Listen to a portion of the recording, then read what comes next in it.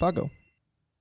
Dante. How you doing, my friend? I'm good, man. Thanks for coming on the show. I like listening to your voice in my head right now. My voice or your voice? Both. we did Monet like a while ago, and the first thing he said, like he kept just like repeating the same word. He was like, music matters, and I was like, bro, you love yourself in those headphones. I'm dead, bro. Yeah. This sounds funny. There's like a little. So what I kind of like about this, see that little white sticker on there? Yeah. I see it. Oh, okay. Whoa. Yeah. It sound different now. You can kind of hit one of these. Whoa. Go around town. I'm gonna have it too much fun already. What were you just talking about with your old artist name? I was saying how my old artist name was Pac with the Guac. And is that like a guacamole reference or like? It is, cause I love guac. Like, you know, like one of them classic guacamole references. Yeah. An age-old classic. Basically, no, I love guac, and that's funny though, cause I used to like not like guac like when I was younger, or just like avocados in general. I didn't really like avocado. Yeah, I don't know why. I was just like the because you're from the Midwest. Probably. If you're from California, you'd be forced to love avocados. True. But I don't know what, like, I think it was the texture, but then I just like grew to like actually like it. And then for some reason when I started like making music, I was like, Pac with the guac. It just makes so much sense. Like, I'm Mexican and the fucking. What else could I possibly do? Yeah. And that was what I thought was gonna work. But no, that didn't last longer than like a year and a half. What year was that? I was a sophomore in high school. Oh, so you started like earlier. So you were like fully putting stuff out at that time though, under Paco the Guac. Pac with the Guac. Paco. Oh, not to be confused. Yeah, not to be confused with Paco. Pac with the Guac.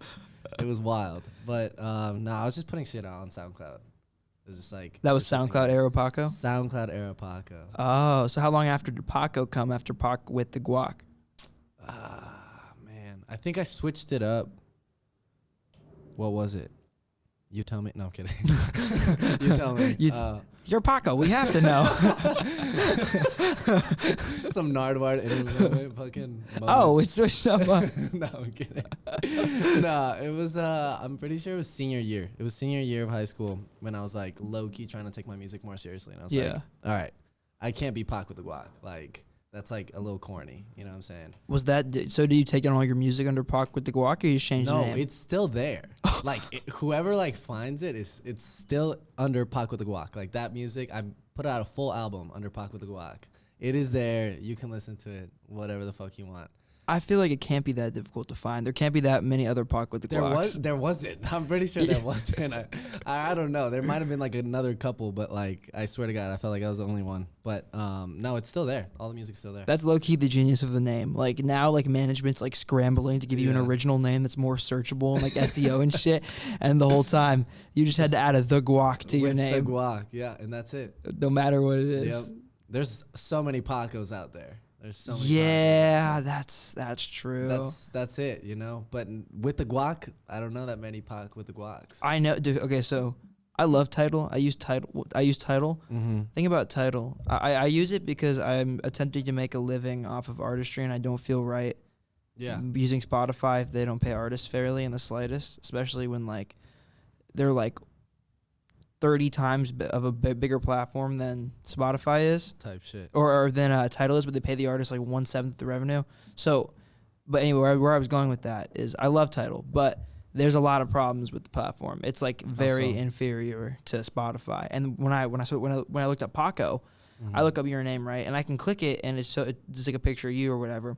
But it lists all the music from all the Pacos. Oh, wow. Yeah, so that's how I know what you're saying is true. Because I was like going through Tidal. Yeah. And I was like, okay, I know which songs are his, but I have to scroll through like pages of Paco music. Yeah. That is another like downside to having to such like a common name. Yeah. As an artist, I guess. Like Paco, like there's so many others. That's why a lot of them do like Paco de Lucha or Paco de whatever the fuck. Yeah. And I just stuck with Paco. And like, I don't know. I was like a conversation that I've had with like my management and stuff like that where I was like, you should try like Pac with something or S Paco or whatever, because that's what my Instagram handle is, whatever. But I was like, I don't know. I just kind of like just being Paco. Oh, shit. What the hell was that? Did that sound louder in the headphones? I thought it was like a gunshot up. That sounded like a gunshot. I was like, whoa. No. Maybe it just sounded loud in the mic. Yeah, it just like echoed. I was like, oh, it was someone like dropping a pencil in the mic. It was like we thought the whole house was getting shut up. I was like, oh shit, we in LA now. We're really here. That's funny. That's like a thing that like management. I feel that's like new age management issues. Yeah, like that's like totally the management issue in the age of SEO. But that's like, would you? Okay, so I know we were talking about this earlier. You asked me like where the name Above the Bridge comes from, and like in my head, I would like to like, I don't know. In my head, I'm like, okay, I could think of a more brandable name and just rebrand everything. Yeah, I totally could. Like it's early enough for me to do that. But part of me feels so like damn, but then like it's such a great name. All this really like it? Yeah, I really do. Like Above the Bridge is like a great name. Like I feel like it just like it suits, but especially like where you're coming from and stuff like that. You know, yeah, you're from the Bay, and like it's just kind of like that's a good story. Do you like assume that like if you didn't know I was from the Bay, would you assume that it's like it's a Bay Area company? Or what do you think you would assume? I think because my fear is like boxing it in. Like I don't want it because I want this to be way bigger than just the Bay Area. So it's like, you know, like when people hear Above the Bridge, I don't want them to think like, oh, this is only a Bay Area outlet. Shit. Yeah, exactly. No, I mean, I didn't like specifically think of the Bay, but I feel like when you give the backstory of like, oh, I'm from the Bay, I'm like, oh shit, that makes sense, right? Like, oh, okay, you're from the Bay. That's how I put it together. Yeah. I also like when I think of Above the Bridge, I think of like so many things. I'm like, it could be music, it could be whatever. You know what I'm saying? Like even like food. You know, just like shit that's like way better than just some subpar ass shit, you know, just like really good stuff above, you know, above like the fucking, like up the bar, exactly. Above the bridge. That's how I see it, at least, you know, like above the normal shit, you know. Back when Above the Bridge was like only an Instagram account, my ex-girlfriend, she would always like, me and her had this joke that like I love food, bro. I'm like, dude, I love food too. I love food. She always made this joke. She's like, oh, you love food so much, you should start like a food reviewing account and call it like Above the Bread. Wow. And that's still in the plans. I really want to do that one day. That's a good one too. I think that'd be fun. But yeah, that was always like my fear. Like if I was like, okay, I could rename this to something more brandable, but then it's like, I don't want to, you know, I'm holding on to all that. But then it becomes more of a question of like, is it a brandable name? And I don't think it's not. Yeah. But I was listening to a podcast with Mr. Beast a couple weeks ago. Yeah. And he was talking about like how because Fool did like YouTube for like years and years, like 10 plus years before he like got on. And he said he went by all these other names, and like his fear was like always like, you know, like because I think he said it was Beast was his name or some shit like that. But then he changed it because, you know, there was hella beasts, so he wanted to be like Mr. Beast. There were so many beasts out there, man. So many beasts around that time period. but yeah, he like changed it so it'd be more searchable. And he was like, he said this thing, and he was like, you know, like, don't be dumb. Like your brand is not too big to change. For sure. And I thought about that before, but I don't know. I still have like reservations. I don't know if I'd ever want to switch the name. Yeah. I think S Paco would work for you though. Like I like S Paco. I've thought about it, but at the same time I'm like, man, like I think I'm cool with Paco right now, like where it is right now. Yeah. Like just Paco. Like it's not worth going through all the trouble to change it. No. And like my bad. Yeah, I just like Paco, you know. Yeah. I think it just like suits whatever it is I am doing. Makes sense. Yeah. So you and I originally met at a Curtis Waters video shoot. Correct. And then we became friends and like it kicked a bunch of time since then. But that was like I think that was right at the end of like my first week being in LA. Yeah, I remember you told me that you just moved out. Yeah. Holy shit. And I remember like around that time, I didn't really know like what kind of like network was out here. And I remember like when I went to that video shoot, it like blew my expectations out of the water in regards to like the way in which you can meet people in LA. Dude, it's wild. And like how fast it really is. Like for you, for example, I met you and then like, well, me and Lance met you the same day. And like you were at that show like a couple days later or whatever. And you came to our house and we're kicking it. But it was just like, it was like an example to me like how quickly you can grow a network out here. Dude, it's wild. It's some real crazy shit out here. Like, yeah. I mean, like, personally, like, when I first moved out here, I say we, like, me and Jonah, you know Jonah Roy? Yeah. So we're both from St. Louis, and we moved out here, and this was, like, a year and a half ago, like I said, and basically, like, when we first were out here, we were just, like, had no idea what to do. We're like, who to link up with. We were like, oh, we get to LA, it's over, man. We're fucking taking over. We're out of here. We're out of here. You know what I'm saying? Like, expectations, like, super through the roof. Like, you had it, we had it pictured, like, one way in our head of, like, how it was going to happen. none of that happened. Basically, just simply because it's just like we weren't in the right atmospheres. Like we were just like not really going to the places where we could like network and find these like cool people and like spaces that like we wanted to be involved in. And then I think it was actually just like the past like I want to say like 5-6 months that I feel like we've really honed down this like good community of like people that like we really fuck with, and it's just like they've like taken us under like their wing or just like in the same realm, right? So no, it's been really good though. How'd you start to do that? Like what was the first step for that? Oh man. And also like how long of a period of time? Like so you've been there for a year and a half, you said? Yeah. So the first year pretty much then you didn't have much of a network? I would say the first like the first couple like months, I think the first like 3-4 months is just like you're kind of just blindsided by everything. It's weird, yeah. Yeah, because you're just like, man, like I don't even know who to talk to, who to hit up, and like we'd go to like some like functions and shindigs, but it wasn't like music shit. It was just like typical LA shit. Yeah. Like, go out and like go to the club or whatever. Yeah. And like I was like, cool, you know, it's my first time experiencing any of this, and so like I'm glad I got that like quote unquote LA experience out of the way my first couple months. And then it was like, all right, I'm not, like, I realized that this is not really my scene. And it's just like, we kind of wanted to actually, like, find cool people that, like, we wanted to fuck with and just simply, like, kick back, make music, or do whatever. Yeah. Just do silly shit, you know? Like, let's go to the fucking, race some go-karts. I don't know, play mini golf or some shit. And I think that happened just so, like, we would, like, be involved in, like, music video shoots or stuff like that, and then just, like, slowly, like, start talking to other people and then, like, getting involved in their circles and their groups and just slowly but surely, like, meeting other people around the same realm. And that's, like, literally how it happened. It's pretty anxiety-provoking. Like, for me, I don't know if I'm just projecting, but, like, for me, it was definitely pretty anxiety-provoking because it's like, you know, when you move... I mean, I imagine your experience was more difficult than mine because you moved from St. Louis. I moved from the Bay Area. At least that's a little bit close, you know? Yeah. But, like, when I moved out here, I had so much... I was, like... Before I moved, I was like, how am I going to make friends? Like, you're in an entirely new place. Like, there's a chance that you'll meet nobody. True.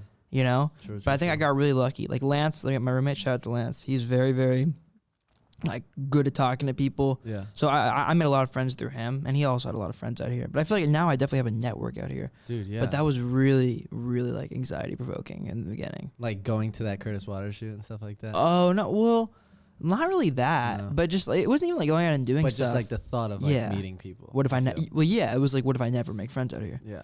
You know. True. But then there was a weird like fucked up like half isolating part of me that was like, oh, like what if I just didn't meet anybody? I just work 24/7 365 and start like, I feel like everybody gets that thought at least once, like, man, fuck all this shit, man, I'm just gonna grind, man, I'm just gonna bam, you know.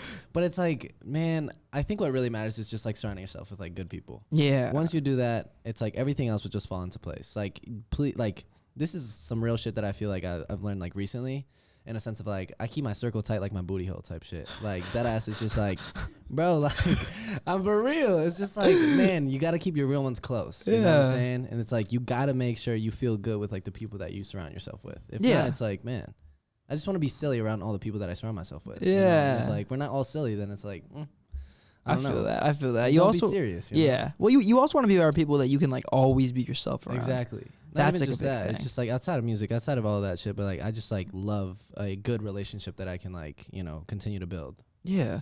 Sure. 100%. I mean, it definitely comes across that way just from like knowing you as a person. Type shit. I feel like you really, really like, I don't know, you guys definitely have like a little bit of like a very like, click is not the right word because it sounds clicky, you know. We have a click. We have a click, you know. But you definitely have like I feel like a good group of friends that you're like around consistently. So you moved out here with Jonah? We got separate places. So I moved out here with Jonah and my other homie Woods, who like produces a lot of my shit as well. But we all moved at the same time essentially, and we were like a block away from each other, like me and Jonah. I was living with Woods, my homie who also moved out. And Joe was living on his own. But, like, we literally lived a block away from each other, and we'd hang out, like, every day. When I first moved out here, I actually didn't have a place. And I was just sleeping on his couch for, like, the first month type shit. I was like, fuck, I need to figure it out. And then figure it out. What was the plan? Like, were you like, I'm going to move out here and then sleep on your couch and figure it out? Well, that wasn't the plan. The plan essentially was, like, I would already have a place when I moved out here, but that was not the case. So you just moved anyway? So he had moved before we did. like a couple weeks before, and then we moved out here, and we were like trying to like look at some spots and stuff like that, and it takes so long, bro. It takes so long, the process out here to it really does fucking get approved and all that shit.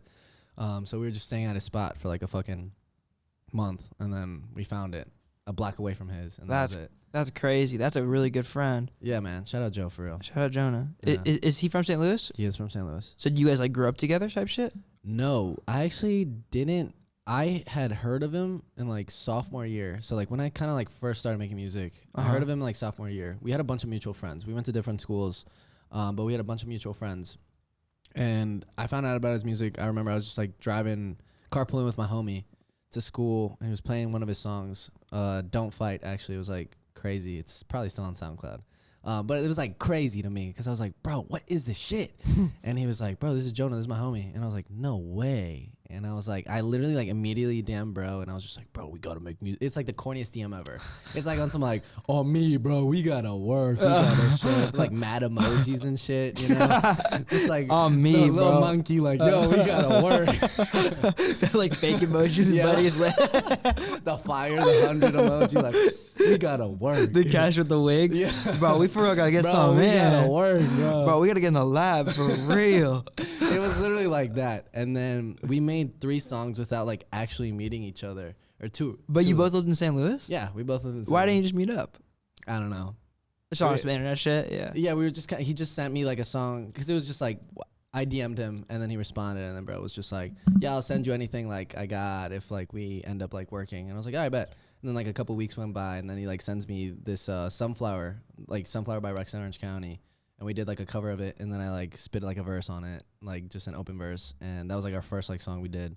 And then we did another one, but we still hadn't met. And then I think it was after like 3 months or so that like we made those like songs is when we finally met. But it was wild. Wow. No, it was wild. How'd you guys like? You guys were like, oh, let's just kick it or whatever. Like, I think it was like he said like pull up to his crib. I don't remember exactly how we met the first time, but I know it was probably along the lines of like, yo, just come on over. And you said that was like senior year? That was, I think junior year. And how old are you? I'm 20. Okay. I'm 20. Damn, I don't know why I feel like you're older than me. No, I'm 20. Yeah, that's crazy. A lot of people think I'm like 25, 24. I'm like, bro, no. Do I look that beat? I'm like, damn. You undoubtedly look older than me. Type shit. And I'm like older than you. When's your birthday? March 28th. Oh, so I'm like 5 months older than you, but still. Hey, it's valid. How old's Jonah? He's 21. Oh, okay. He turned 21 in October. Oh, okay. So you guys are like around the same age. Yeah. I've actually St. Louis is one of the only like places I've been like outside of California. Been? Yeah. No way. So that's crazy. Yeah, somebody who like has worked on AboveTheBridge, and like, you know, he's still like a good friend of mine, and like does stuff from time to time. And he was like there from the beginning. His name's Ian. He like did a lot of our writing and stuff, and he's still doing some stuff for us. But anyway, he lives in St. Louis, and he was like the very first person like that like really believed in this shit, honestly.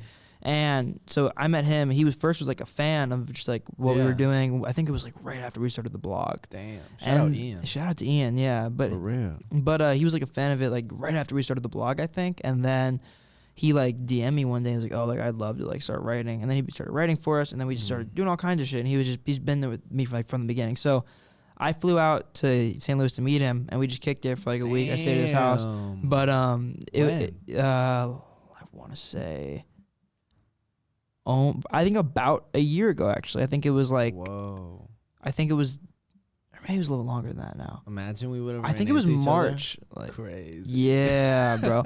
But I bring that up only because me and him always talk about like how different the music scene was in the Bay Area versus St. Louis. Oh yeah. I'm not sure if maybe you were in a different crowd, but like what he described pretty much was like there is no music scene in St. Louis. No, I mean like.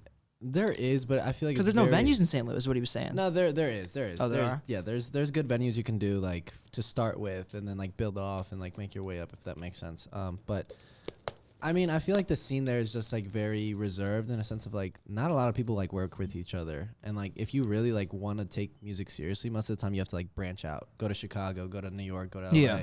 Like those like bigger hub cities. Most people go to Chicago. I went to Chicago for the first time when I was there. Well, the only time when I was there. We drove there and we saw a band called Squid at the Metro. Yeah. Type shit. I haven't like seen a show in Chicago, but I love Chicago though. Is that like? Well, I mean, it's like what, 3 hours away from St. Louis? It's like 3.5, 4. Would you go up? Would you like go up there as a kid? Yeah, I'd go pretty frequently with like my family because like Mm. my sister's actually was born in Chicago and like my parents lived there Oh. for a little bit, and so like yeah, we'd go like ever so often, just like spend a weekend there in Chicago. But it was like fun. I loved it. It's too cold though. It's way too cold. Yeah, it's beautiful though. I know. I like it. It was very nice when I went. True. When so were you playing shows like in St. Louis at all? Like how long were you making music in St. Because you said it was like your senior year when you decided to take it seriously, right? Yeah. So you moved out here the year after your senior year? Yeah, correct. So when do you feel like you started like gain traction or at least some kind of following? Was that in St. Louis? Dude, no, I don't think like I really had any like traction to say like in St. Louis really. Like I feel like I was just making music, but like I knew it was for fun. Like I was like, I'm just making music for fun. Like I like was never like on a like I'm taking this seriously, man. Like I would act like I was, but like I knew in the back of my mind like I was doing this for fun and I was gonna go to college. Like I was gonna do that typical route, you know? And like my friends would listen to my music or not even, or they'd just like be like, oh yeah, it's cool. But like I didn't have like actual like people like genuinely listening to my shit, right? Because I wasn't really taking it seriously until like senior year when I met Jonah and Woods, and that's like kind of like when my whole genre of music and style started to change a lot more. Because I was like, okay, I really like this, and I want to see if like I want to like try and actually like take it seriously, like not just jokingly be like you know, just some shit like that, because that's what I would do. I would literally just be like these teenage emotions, they come and they go, you know, just like whatever the fuck it is, you know. But I was like, all right, I actually want to like sit down and like make some good music that I could like actually listen to myself, because half of the time I wouldn't even listen to my own songs, I'll be honest. Oh really? Yeah, I just make them and be like, yeah, post it on SoundCloud. Let's go. All right, 2 likes. Woo! You know, type shit. We made it. You know? we out the hood for real. But no. But you were enjoying it at the time. I was, and I think I'm glad that I started from it just being a simple hobby. And I know a lot of people start with like it being a hobby, but like mine was legitimately like, all right, I'm bored. What am I gonna do? Just like something so silly. I would look up a type beat, or I'd make a beat on fucking GarageBand, and then I'd just make a silly little song and then post it that same day, and that'd be it. Like just like that. That's wild. That's such a jump. Yeah. And do you think like if you didn't meet like Jonah and Isaac and those guys, you would have like continued to make music? Probably not. I'll be honest. Wow. So like I do give them a lot of kudos to Joe and Woods, because I know that for a fact. Yeah, if I hadn't met them, I probably wouldn't like be here today, like just like in LA making this music, because it was like them that really like was like, oh shit, like I can actually make music because of you know, meeting other people that make really dope music. And I just was inspired. I was essentially inspired by Jonah and Woods, like just making like amazing music in St. Louis. You know what I'm saying? I was like, oh my God, like I would listen to this shit even if they weren't my homies. Yeah. And I was like, I want to make music that I will listen to, and I want other people to listen to as well. So that's kind of like how it happened. Did you meet anybody else in St. Louis via music, or there wasn't like a community, you don't feel like? No, not at the time. I remember I would like DM a bunch of motherfuckers, like just like, yo, we should work. But they're like, it was just like nobody would respond, because everybody was just like super reserved. They're just like, yeah, for sure. And then it never happened, you know, type shit.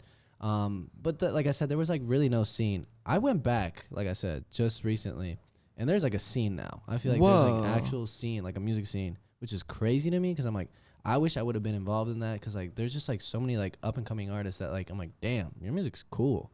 You know what I'm saying? Like some like real shit that I'm like, bro, I could see this going like somewhere, like at least a scene popping. Yeah, and like, are those artists kind of like connecting and working together and like? I mean, I hope so. Yeah, that'd be sick. Yeah, cause like I said, there's just a little scene. You know, shout out Sean Gertie and all of them back in St. Louis. Shout out Sean Gertie. Shout out Sean Gertie, man, That's and the sick. Dirty Dicks, man. The Dirty Dicks. The Dirty Dicks. Or is there like? I mean, when I went to St. Louis, like maybe it's because I've only like experienced California. Or no, I said when I went to St. Louis. Maybe it's because I only like experienced California, but it really felt different than any city I'd ever been in. Yeah. Because like in my experience, it was like there's a city and there's not that much around it. Yeah. Was it kind of like a similar experience for you growing up? Like, do you like what kind of stuff would you leave St. Louis for? Were there places you would go?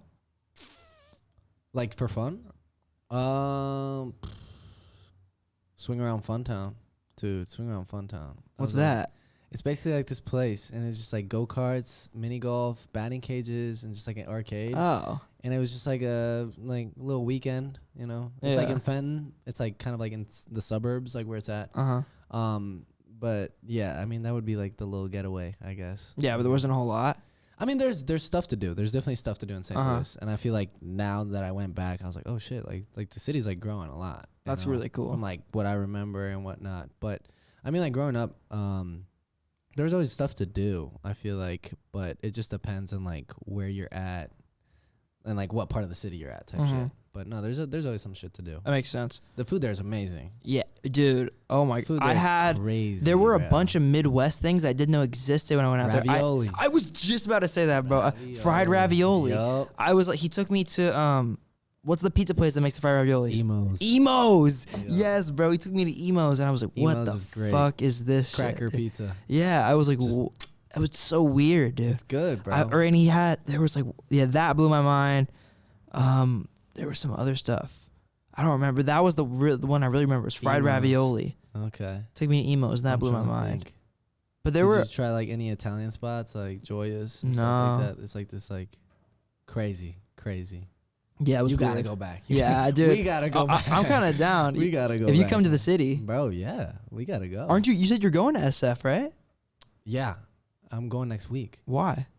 Just to be silly. Oh, that's sick. Yeah. Just to go? Yeah. What do you do? I gotta put you on with some spots. Like, what's your plan? Just be silly. I really have no plan. You don't know what you're gonna do? Just chill, vibe. Dude. Meet up with homie and just like chilling, vibing. I'm gonna send you a list of things to go see. Fuck yeah. And like I'll try to weed out like the shit that's actually touristy and fun and the shit that's touristy and not fun. Okay. Like don't go to Koi Tower. I don't know what that is, but it's like this view spot with like this. I think it's the most overrated. Would you agree, Teo? Cool. Really? It's historic.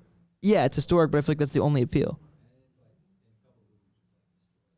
Yeah, that's actually fair.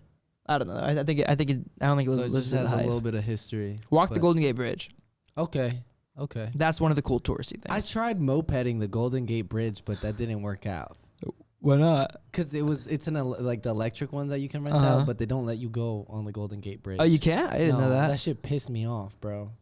I don't think you can bike on it. Or no, you can't bike on the sidewalk, but you can bike on there's a bike lane on the Golden Gate Bridge now. Oh, type shit. So I might bike it. That'd be sick, bro. Yeah, I like biking. Really? I was trying to moped on it, and it was like, no. You've been to the city, so you've been in the city before? Yeah, I've been to SF before. I've been to SF three times. I went when I was like 12, and then I went again not too long ago in like August, helping my ex-girlfriend move out there and stuff like that. Yeah. Was she going to school or? Yeah, she's going to school out there. Oh, okay, just up. Yeah. It was chill. So you graduate senior year, and you're Correct. like kind of taking music seriously now because you met everybody. How did you go from that gigantic jump from like there to moving to LA? So there was like what 2 years in between that? Yeah, essentially. And because like COVID happened and stuff like that. It was like during that time. But you didn't get any traction during that time, you said? No. So there wasn't any like proof. You're like, I need to move for this reason. No, there was nothing. It was just like the thing was like, I remember the flipping point, I guess, or like the turning point was just like simply like, I remember I had a week to like turn in like where I was going to go to school. Like I was set on going to college. Like I was like, all right, man, I'm just going to go to college. And I was going to go to college for music. I was going to do a minor in music, but like my major was going to be like business, just like everybody else, right? Or not like everybody else, but like most people, right? Yeah, a lot of people. And so it was going to be business and a minor in music. And then I remember I was going to go to Loyola New Orleans or Columbia Chicago. Like those were like my two like top schools. And I had to choose like where I was going to go. I had a week to do that. And I remember I was talking with my counselor, and I was like, yo, like it wouldn't be that bad of an idea to like move to LA. And the only reason like why I Well, your counselor said this? No, I was like telling my counselor. But the only reason I was like brought this up was because we had just talked with like Jonah and Woods, and Joe was like, dude, what if we moved to LA? And I was like, yo, like that'd be crazy. Like I'd love to move to LA and like make the craziest music. Like that'd be ideal. And he's like, yeah, I'll talk to my parents today. And so did Woods. They're like, yeah, man, like we'll for sure like all like move out there together and we'll make it work. I talked to my parents and they were like, I don't know about that one, son. Like for real, because my sister's a lawyer. Like she's like, yeah, it's very traditional, school and stuff like that. And it was essentially like you literally have a week to tell us like what your plan is in LA, like how you're gonna like make a living, and what you're gonna do, like what your plan is musically, and blah blah blah. Because this was still all a joke to them. And like, keep in mind, like I'm a first gen kid. Like shout out all first gen kids for real. But I'm a first gen kid, and like for my parents to be like, oh yeah, like go to LA, like it's fine, like make music. Like bro, what the fuck? Like no. That's funny. It's been like the last 3 interviews we've done have been all like Latino people, and I think we've talked about that with like all of them. Yeah. That specific thing, like parents in that community, or like first generation parents anyway, just like, you know, that being a very big fear for them. It was rough, man, because like they liked my music because I'm their son, but it wasn't like oh my God, he's a prodigy. It's not like my parents were like telling my cousins like, hey, my son makes music. Check out Paco with the guac. Paco with the guac. Like, fuck no, man. My parents were just like, yeah, he makes music, I guess, you know, type shit. And I was like, yeah, that's cute. Yeah. Yeah, type shit. Like, oh, and he makes music. You know? Aww. Yeah, type shit. Show him your song. You know, I'd be like, oh, Paco with the guac, show your song. No, but it wasn't like that. Like, I don't even know how I convinced them. I really don't know. I think it was just like by the power of just like being like my dedication of being like, yo, I am gonna fucking grind this shit out. Like when I get out there, when I get out here, like it's gonna happen. And they were just like, all right, if that's what you want to do, like just know like we're here to like, you know, support you, but like we're not gonna be like funding like your shit. Like you gotta figure it out. And I'd be like, I get that for sure. But like I said, I had a week to like tell my counselor where I was gonna go. I told my counselor. And she was like, kind of like, are you sure you want to do this type shit? And then I was like, nah, this is what I want to do. And she was super supportive. Shout out Mrs. C for real. Shout out Mrs. C. Wherever she is, man, she a real one for real. But no, she was like, all right, and like that's it. Like if that's what you want to do, like for sure do it. And I fucking didn't go to college, and yeah. What a good counselor. Shout out her for real. Shout out to Miss C. I feel like all the counselors at my school did the opposite. Really? Yeah, but then again, like moving to LA was not even on my mind when I graduated high school. It was not even close to my mind. Yeah, I don't even think there was. No, I don't know if there was anyone in my class that like took a different route outside of music. Mm-hmm. That's crazy. Or not outside of music, outside of fucking school. Yeah, outside of school. Yeah, I figured outside of music. Every single one is in music. Every single person we were all musicians. It was actually art high school. Yeah. We went to Hollywood High. Or some shit. What was that, Victoria's? Yeah, dude. Victoria Justice came into our job. No way. Yeah, twice in like a week. She'd be eating the Benihanas. Wow. She's really about that hibachi life. Maybe she was looking for you. Maybe, bro. She was like, yo, where's Dante? Victoria, come back in. Where is she at? I'll serve your table. Where you at? Where you at, VJ? I'm dead. The VJ is a weird initial to have. Yeah, for real though. VJ. It does not. Yeah. Victoria Justice? Victoria Justice. Oh, yeah. I forgot that's what her name was.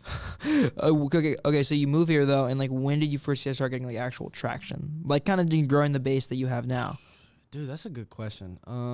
Was it just very gradual or like? Yeah, it's been very steady. It's been like very steady. I don't think like there was like a big spike or incline where I was like, oh shit, like this happened. You didn't have like a song like do way better than the rest of your stuff. No. All your songs just did good, right? I mean like I think Pretty Boy? Unquote, yeah, I was about to say the only like pinnacle one, I guess, right? That's like my most streamed or whatever is Pretty Boy. Mm-hmm. And like the only reason, or not the only reason, I think what happened was essentially I remember I was about to drop an EP called Amor like last year, like literally last year in December. And Pretty Boy was like a single leading up to the project. I dropped Pretty Boy and it got like on Fresh Finds and stuff like that. And I was like so hyped because like there was the first time like anything cool had ever happened to me. I was like, holy shit, like Fresh Finds. Whoa, really? Like, dude, yeah. So like, you didn't have like any proof or like nothing, bro. Like it was just like that's admirable, bro. Yeah, like really, that's really cool. Like just straight faith in yourself. Yeah, and I remember like it was, bro. I think I had like less than 1,000 or like 2,000 monthly listeners type shit. I dropped Pretty Boy, and like a week later, it goes up to like 10,000. I was like, that was I guess like the spike, right? That I like saw like something gradual, but. It was like just like after that, like it still like started getting more and more traction, and I was just like, whoa, like that's crazy.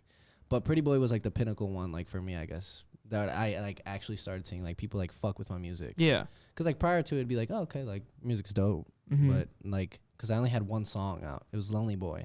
Okay. Before Lonely Boy, two very different songs. Yeah. Lonely Boy, Pretty Boy, completely different. Yeah. But no, Pretty Boy was really the one that differentiated, you know, what I had been doing prior to like what I was like trying to lead up to. Oh, okay. Yeah. So that was like almost like a new period for your music. For sure, because Lonely Boy came out in 2020, like Mhm. during COVID and stuff like that. And that was like, I think for me, it was like the first like real song that I put out there. Because everything else I had been like putting on there, Pac with the Guac, and like stuff that I like, not that I wasn't proud of, but I was like, like it's music. Yeah, like it's know? cool. Yeah, it's cool. Like it's like, show them your song, you know? And I'd be like, Paco makes music. yeah, shit like that. Like, Honey, yeah. show him. Yeah. Like that, you know? And I was like, Pretty Boy was like the first song that I was like, okay, this one's like, I actually fuck with. Yeah. I actually like would listen to type shit. But Yeah. Do you think that was a big moment for your parents? Like, do you feel like it got to the point where they really like saw kind of what you were trying to explain to them? I don't, I remember I told them and they were just like, oh, like it's cool. But it's like hard for them to understand like Yeah, what of it course. is, what's going on. Because I'd be like, oh my God, like I was on Fresh Finds, and they're like, cool, like what is that? That's awesome. Yeah. Yeah. And I'd be like, ah, like super excited telling them. But I'm not like dissing like fuck my parents. Of for not course, knowing, yeah, of like, course. what Fresh Finds is and whatnot. Uh-huh. But no, I explained to them. I was like, yo, it's a big playlist, and like I like literally like from ground zero type shit. Like that's wild that this is even happening. Like the fact that you got onto that without any kind of no, like nothing, bro. Yeah, I literally uploaded on DistroKid type shit. Like that's pretty all that. insane, man. Like, Yeah. that's pretty Like, special. nothing. Like it was just all fully 100% independent. And after that is when like I finally like I remember I was like DMing a bunch of people to like try and pick up management. Mm-hmm. Like during this period of time, like when Pretty Boy was like about to drop, like before it even dropped. And You then, like sending it out as a demo and be like, yo, like I'm about. I was sending out like that's another period. I totally just like my bad. I have You're like good. ADHD or some shit, but like no, I was just like thinking about like when I first moved out here. Mhm. That's what I was doing. Like I would be like sitting on Joe's couch, like sending emails and DMs to like all motherfuckers like that were like A&Rs and whatnot, and then like only like a couple people were responding and like catch back. Mhm. But that's how I found my manager though, cause like I was like hitting up a bunch of people, and then he was like the only one that I was like going back and forth with, and then like it was after Pretty Boy that we really started getting more in contact, and then like yeah, I was supposed to drop a project in December of last year, and he was like, yo, like Push it back. yeah, and it was just like, yo, we should either push it back or like maybe like not drop it during this month, because like that's when like you know the music, you know, it's not that Was good, it was like, January. That's yeah. all the Spotify employees go on vacation. Exactly. You, exactly. It sounds like your manager really knows what he's talking about. Yeah, because I was like, man, fuck it, nobody's dropping music, let's do it. Yeah. And he was like, yeah, maybe we should wait. That's a super like that's interesting because I've heard the only time I've ever heard that I only know that because from like other managers, like Yeah. friends that I have who are managers. Yeah, that's wild. So it's like that's very very specific. But it Mhm. sounds like he definitely like cares a lot about what he's fucking for sure. doing. Or else he would have been like, yeah, just drop that shit, man. Yeah, fuck it, throw it out. Yeah, see what happens. Were you actively thinking about? Because I know you said like obviously Fresh Finds is a big deal. Mhm. Were you like actively thinking about playlisting at that point? Were you actively thinking about like TikTok and like this? Yeah. I always call it like whenever I refer to it in interviews, I say like the new wave of information. Mhm. That's always kind of what I call it. Yeah. But it's or no, that's not what I call it. I call it the new wave of the attention economy. That's what I Yeah. always call it. That's a good one. Yeah, I like that. I always like say that because it's like I feel like if you were to pinpoint like two.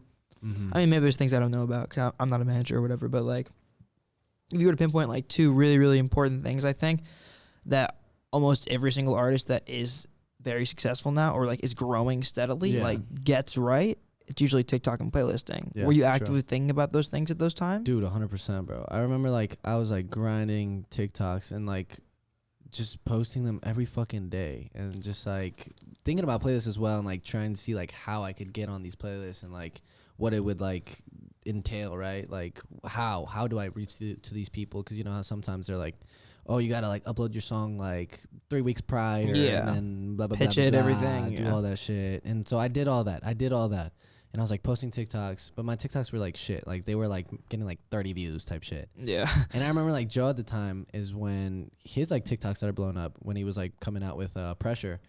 And or no, fuck that. He was coming out with Fuck That, and he was like, bro, just stay consistent. And I was like, man, fuck TikTok, man. This shit's like stupid, man. Like I just hated like just like, oh, here's my song, you know. But like it's valid though. It's such a great app. Crazy that I wrote this song when I was in St. Louis, but nobody gave a fuck about Yeah, it. literally. No, I'm in LA and nobody knows I made this song. That shit. Yeah. Or whatever the fuck it is. But no, he was doing really well on TikTok, or like starting to gain traction. And then he was just motivated me. He's like, bro, like just keep posting them.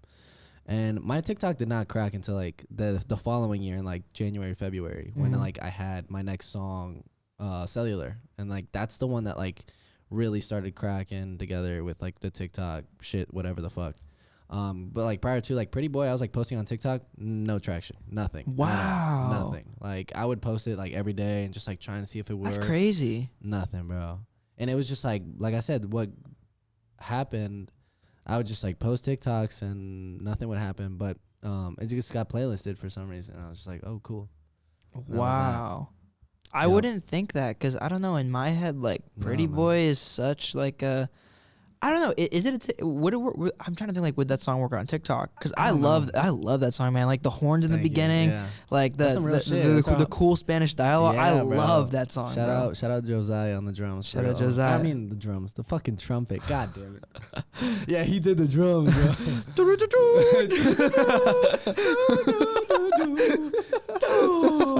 That was him. He's smacking the horns and the drumstick.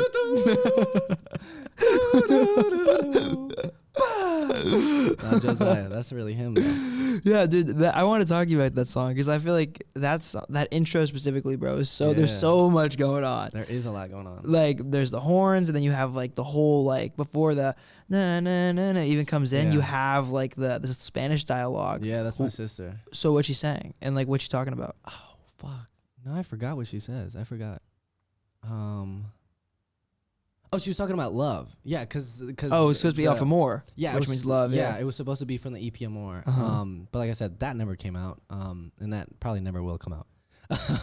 But no, she was just talking about love in Spanish. She was just like, I think it was like along the lines of like trying to learn how to love. Well, like basically like you have to love yourself before loving others. Along the lines of that. I'm pretty sure that's what she said. Some shit. That's cool. It reminds me of this is like an obscure reference. Do you know the band Bright Eyes? I don't think so. Yeah, anyway, they're like one of my favorite bands, and all their albums start with like essentially like a song. Imagine like Pretty Boy, like you have like a horn intro or some crazy intro or something before it, and then you have like a dialogue piece in like a different language that's like I like that. But then it's like extended to all throughout the whole song. That's the first album or the first song on all of their albums. Gotcha. Which is really cool. That shit's hard. Yeah. Are you close to your sister? Yeah, very. It seems like very. She's 4 years older. And you said she's a lawyer? She is, bro. She's big brained. That's got to be. She's probably really proud of you, man. That's got to be cool. No, I'm like, proud of her. Different worlds. Yeah, two totally different people, but like we click so well. That's like, beautiful. Since like fucking birth. That's awesome. For real. What do you think was like the hardest part about moving to LA originally? Like, was there anything you really struggled with?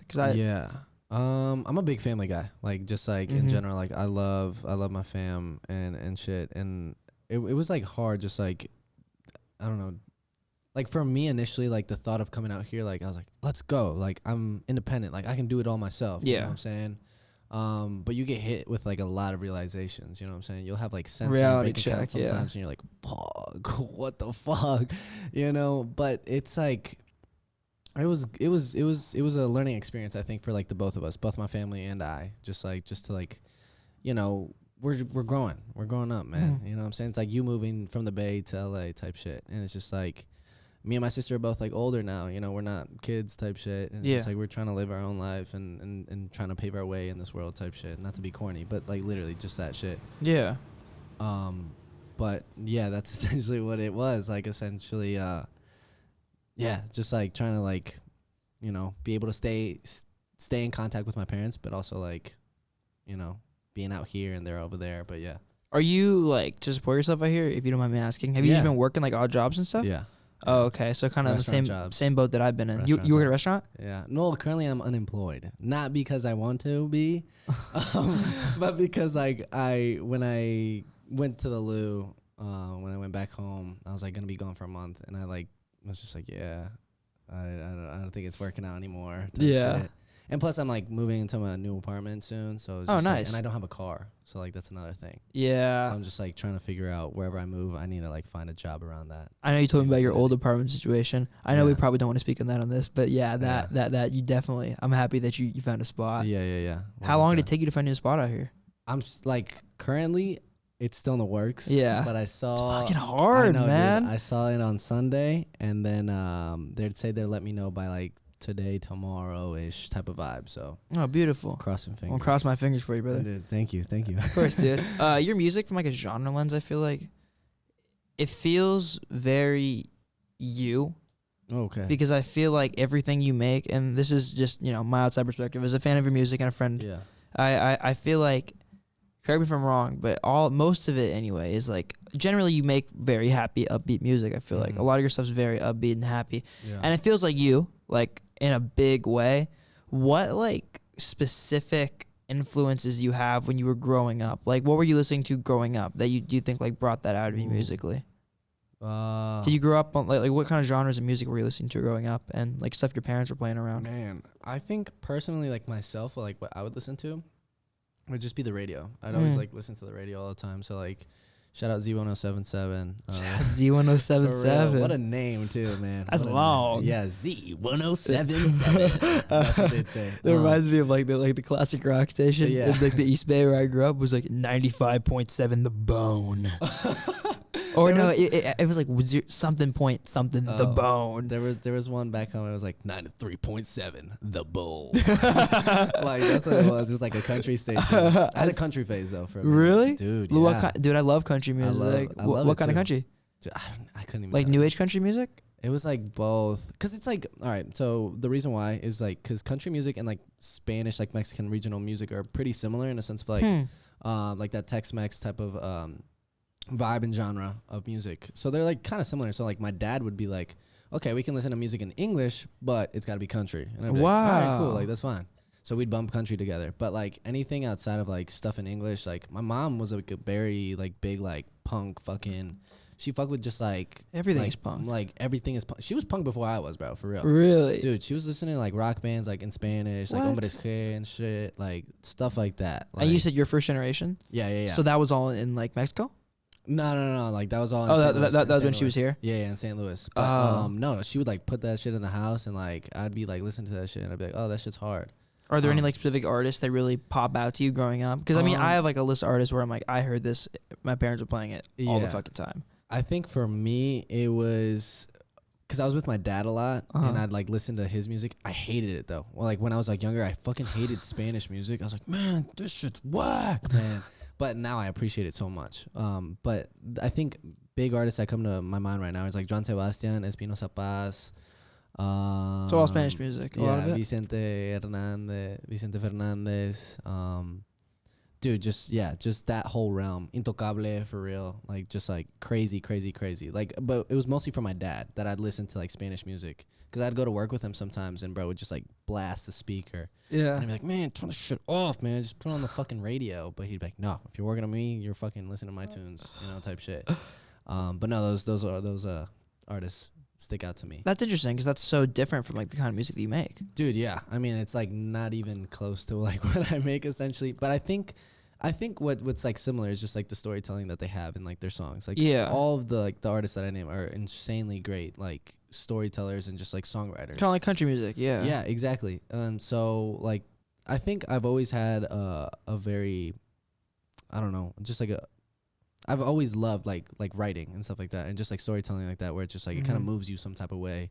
It can be the most simple shit, like I love you, you love me, and I'd be like, oh shit, that's hard, But like I feel like the most simple shit is what gets you when you're just like, damn, I could have written that, But yeah, I think that's something that a lot of artists could benefit from. Yeah, like understanding that like generally things that are accessible, become more popular. For real, it's just like, bro, you don't have to really overdo it, that much. You just kind of put a little emotion into it, make it simple, and people will gravitate towards it. I know I just said all your music's really happy, but do you ever struggle? But I imagine, probably everything that I've heard is pretty upbeat. I imagine there's stuff that you've written that's very not along that lens. Yeah. Do you ever struggle being too personal in a song? Like when you're writing, do you ever feel like there's certain things you don't want to share? And how do you kind of find that balance?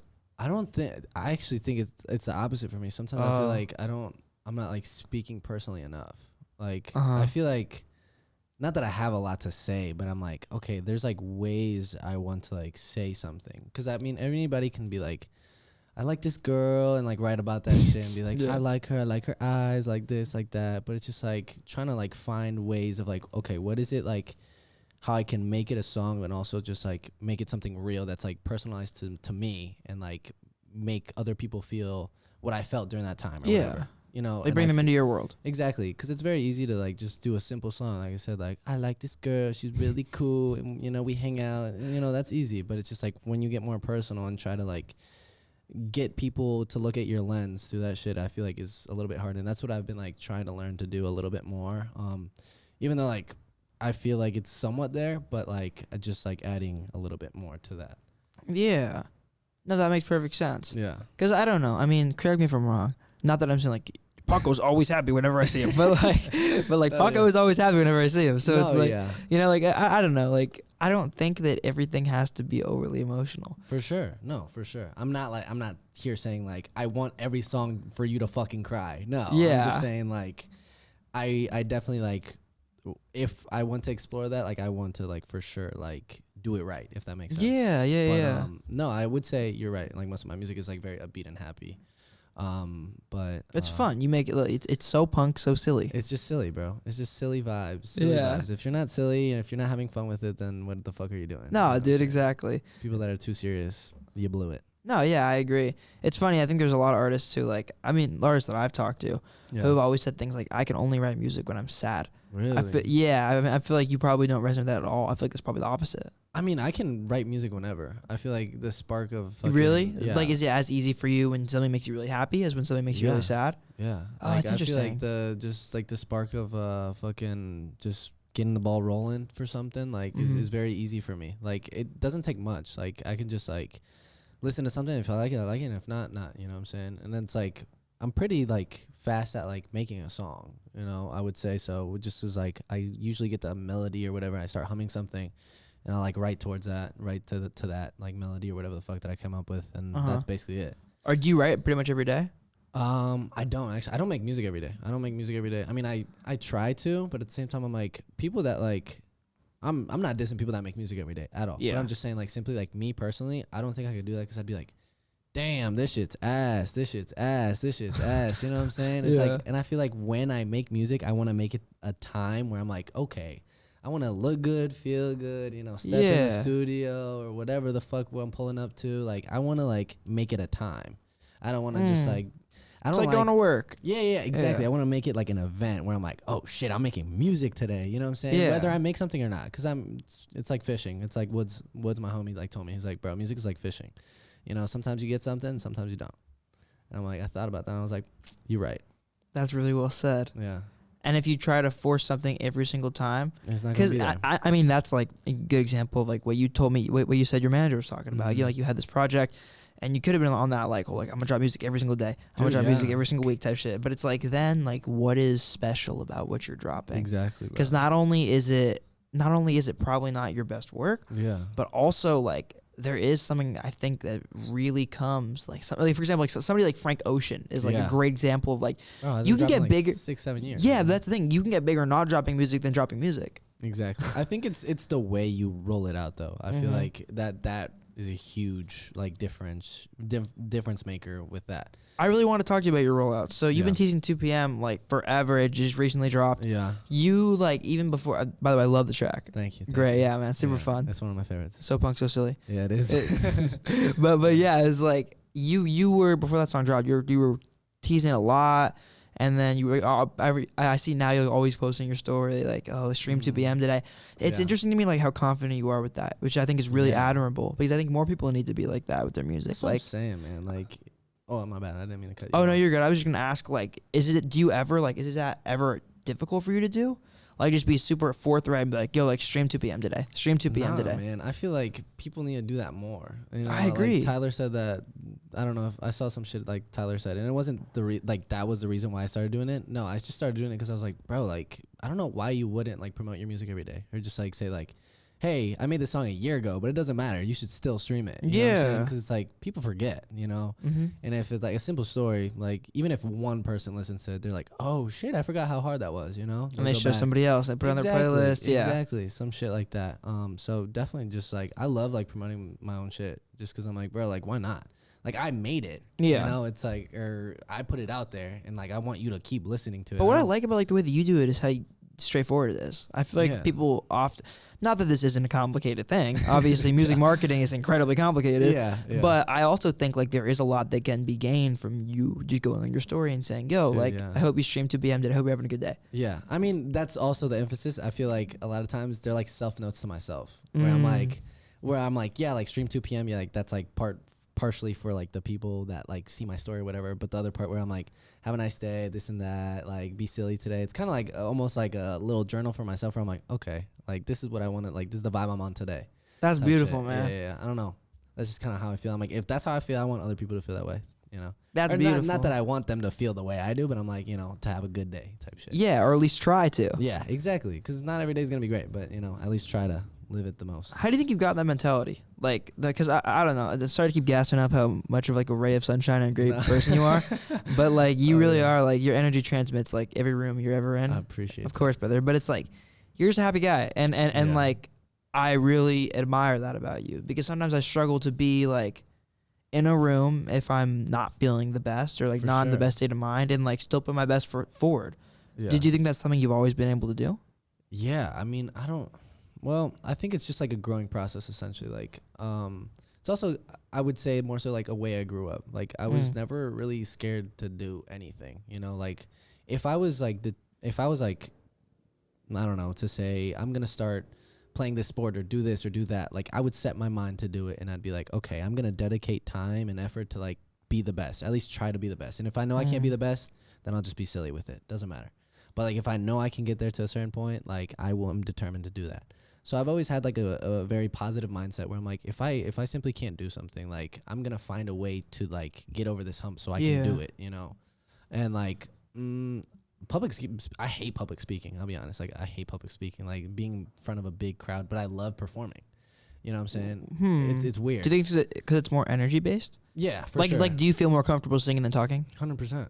Wow, that's interesting. Well, I like talking as well. It just depends on the type of room and vibe. You get a certain vibe when you enter a room. Yeah. You know what I'm saying? Like you enter a room and you're like, I low-key don't feel welcomed here. You know? Yeah. Like, I don't know. Oh, dude, it's immediate. Yeah. And like, or sometimes you're like, oh, I feel very welcomed here. Yeah. You know, like I want to let you know what's going through my brain, you know, type shit. But I think it's all just a mindset. I always come into everything very open-minded to, you know, just whatever it is I do. Cause it's just like, I feel like when you start putting these like mental blocks of like, oh, will people like me, or will they even want to talk to me? Then it's like, you're already stopping yourself from like entering a conversation. And you never know where it can lead type shit. I admire that about you. I feel like I mean, hopefully it comes off this way, but I really try to be that way as well. No, for sure. And I feel like it's funny. Like, I feel like I try so hard to make everybody in the room feel welcome. I like that. I feel that energy because, from you. oh, thank you. I really do. Thank you, bro.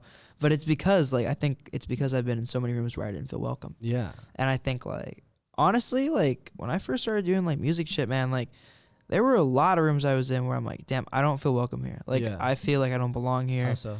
Oh, I felt like an outsider type of shit. Maybe it's just me having social anxiety, but I feel like, one, an outsider, and two, like I would just go into rooms with like music people sometimes, and I'd be like, they don't respect me or really understand what I do, therefore they think I shouldn't be here. Type shit. And that's probably me over analyzing people, for sure. That's what 95% of everybody's perceptions of everyone is. But I think there were people who didn't really put their best foot forward to make me feel that way. And I think because of that, I've always really tried to make an effort to like make people feel that way, you know? For sure. So I'd ask you, like, you know, when you first got into music, was it so casual that you didn't experience that? Or did you kind of have experiences where people were like, I don't want to say boxing you out. That's not the right way to put it. But I know what you mean.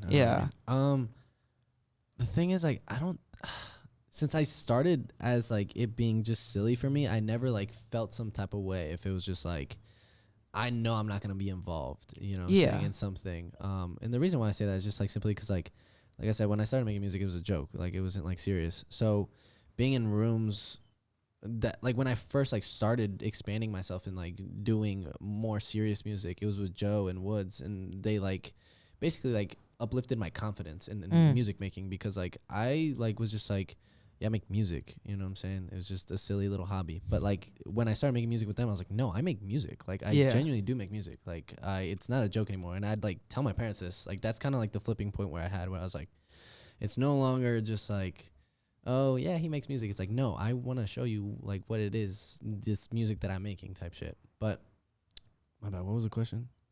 Is that like if I ever felt? Yes. No, I never like really felt any type of way. I think you get vibes of like people that are like kind of like, like I don't know why you're in here type shit. But like I've never felt like I might have felt some type of way, but I'm never like discouraged to be like, oh, I can't do it. You know, I can't lay a verse down. I can't do this. I can't add whatever. Because I feel like that's just people trying to bring you down. You know what I'm saying? It's just like, bro, like, fuck them, you know? And if they take your idea, fuck it too. You know, it doesn't matter. That's such a valuable mindset to have. Yeah, it's just like, man, the worst thing that's going to happen is they're going to take whatever you put down, you know? And it's like, and if you fuck with it, cool. Then use it for whatever else. I was interviewing an artist this morning named 8400 Jet. Shout out to him. Type shit. Great guy. But we were talking about, pretty specifically about trying to not please everybody. That's so true, bro. I think that's so valuable, man. Yeah. Like, there is no situation or scenario when everybody in the world's gonna like you. Exactly. It's impossible. And you can relieve so much pressure and anxiety from yourself when you stop trying to please people, man. And like when you accept that there's just certain people in this world where your time to be friends is not now, and maybe you'll never come. Yeah. And that's okay. You know, there's people in this world that'll love you. That's valid. That's valid as fuck. Yeah. It's like outside of the music, like literally just in general as people, like I think I mean, like people ask me all the time, it's like, you know, I feel like nobody hates you. It's like, I don't really know if people hate me, but I don't care at the end of the day. It's like, if you have something against me, you know, and you want to tell me, cool. And if not, then it's like, you can keep that to yourself. I'm going to be living my happy life, my silly happy life. And I'm going to keep going. And if you want to hold that grudge or whatever the fuck it is, then that's all you know? Yeah. Don't take shit seriously. It literally don't, bro. People are too serious nowadays. I'm like, just be silly, bro. Be silly. Just be silly. That is your whole brand, I feel like. Even like, for example, like I want to ask you about the 2 p.m. video. Yeah. Because that video is so funny. It like, because half of the video is just you and Tommy fighting, like fist fighting, which I felt was hilarious. And then at the end, you guys like hug, and I was like, "This is so like this video is so Paco." It is. It is. What was like what was the idea behind that? Bro, there was literally no idea. Like I remember, you literally were just like, "Let's just fight," and then hug at the end. Let's make up. Yeah, it was basically like my manager was just like, we need a video for 2 p.m. like tomorrow. And then I was like, oh shit. And then I hit up Colin and he told me he was going to be in town. And it was like super last minute. Like it was just like bro came over and we were just like thinking of ways to like tie shit together. And I was like, bro, just like running. Like he was just like, we're just going to do a run and gun type shit. And then just one take it all. And I was like, all right, bet, like whatever. Fuck, whatever comes out of it. But the thing, the signs at the beginning too. Yeah, the stuff at the beginning was literally like shit on the spot. He was like, "All right, let's just do this and then do that." About two. Yeah. You know what I'm saying? That was literally all on the spot, bro. It was just like, yeah, put that on the watch and do this and do that. And I was like, all right, cool. And then it was part of the video. But no, the video like literally was just super last minute. It's so on brand. No, yeah, but yeah, it was a cool ass video. I love that video, man. The video made me smile. It was really, really funny. Yeah, it's a good wholesome one. Yeah, it really is. I feel like it really works with like just the vibe of the song and everything. The vibe of the song, but also just like the greater like I don't even know if this is intentional. Maybe I'm overanalyzing this, but I feel like all the colors you use and stuff are very bright and like very like there's like a very certain aesthetic you have, and I feel like that video fit it. Like you know, you guys like on the street, and it was like the blue skies and everything. It just felt very, very together. Yeah, with the fucking mask, just dark. You know what I'm saying? When you start wearing the mask, dude, that was some shit I had thought about for a while. Cause like I always like, I feel like I wanted to differentiate my music, and like the reason why is just cause like I always wanted to tap more into like, like you said, like my music's very upbeat and happy. Yeah. And that was, I feel like that's a point in period in my life. You know what I'm saying? Not that I'm not happy anymore, but I'm just saying like that type of genre and sound of music that I was making. And I have so much of that music that will maybe one day come out or not. But I also just want to make like music that like I genuinely enjoy and just want to chill. You know, like everything is punk, but also everything is chill. You know, everything's got to have a healthy balance to it, you know? And so I've been making music more recently that's like more chill, like R&B based and just like sexy. I call it sexy music. I literally call it sexy music. Yeah. Like, I literally want to make sexy music, you know? And that's like the vibes that I've been on lately. And that's kind of like the difference between like this mask or alter ego that I have that's Punk Paco. That's like, you know, this like high energy type of music that's like, whoa, let's go. You know what I'm saying? That makes you feel good, you know? And I'm not saying that this sexy music won't make you feel good, but it's not chiller. Yeah, it's more chill. It's like, okay, like we're vibing. We're literally just vibing. You know what I'm saying? Is that the direction you want to go more in the future? Yeah, but I want to grow with both because I love both like being high energy and this type of like stuff. Because there's like music that like I still make to this day where I'm like, I want to like fucking just like, you know what I'm saying? Like be on stage and just like go crazy. And then there's other parts where I'm just like, I just want to chill. Like I literally just want to like, I want people to listen, not just like mosh pit every single 5 seconds. Yeah. But no, I want to grow with both, with like That's my Paco alter ego and also just like as Paco. So like 2 different perspectives. For sure. That's cool. I've talked about this in a couple interviews. There's a lot of artists you can point to who've done that, man. Like look at Doom, look at Slipknot, look at Gorillaz. Like there's so many notable artists who've done like something like that. But I always feel like where the problem arises is when like you entirely become that persona, which can be cool in a certain way, but then you kind of lose yourself in it.